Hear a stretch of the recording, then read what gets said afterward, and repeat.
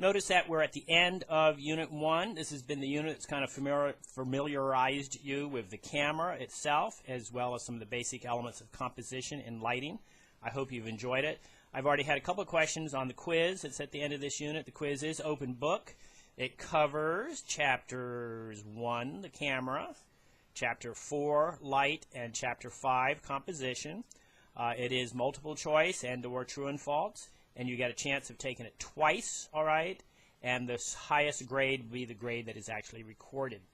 I'd like to talk a minute then here, this is going to be fairly short, okay, about composition. And I've had a couple of questions.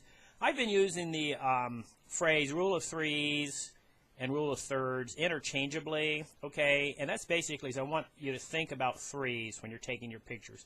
Don't forget, in terms of composition, you're in charge of everything that's inside the viewfinder. If you have a single lens reflex camera where you're actually looking through the lens, it's a little easier. If you have a typical rangefinder point and shoot, you're still in charge. Always look around the edge of the picture, okay? Make sure there's nothing extraneous. Make sure everything in the picture is something you want in there. Telephone poles, outhouses, all that kind of stuff. You know, if you're in control, don't have that stuff in there if you don't want it in there. Okay.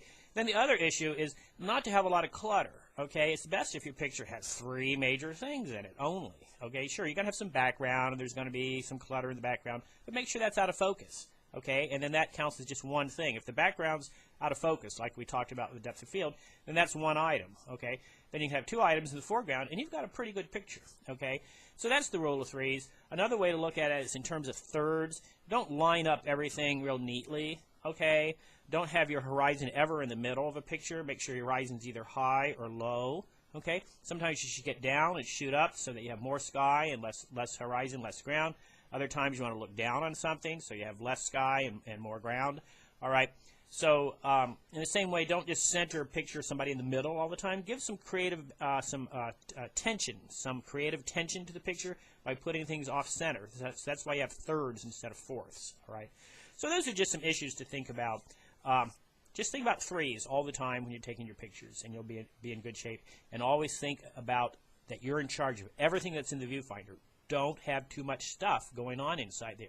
Check it all out, all right? Don't be in a hurry. Check out everything that's inside the viewfinder. Say to yourself, do I really want that in there? Does that really add to my picture? Okay, so take a look at all of that.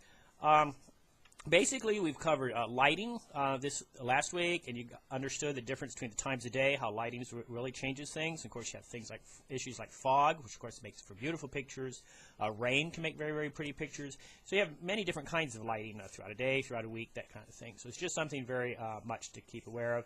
And I think you all did a great job of catching on to depth of field. It's a little complex at first in trying to understand the relationships between the film speed, the aperture diameter, the aperture, and then the shutter speed of the camera, the click.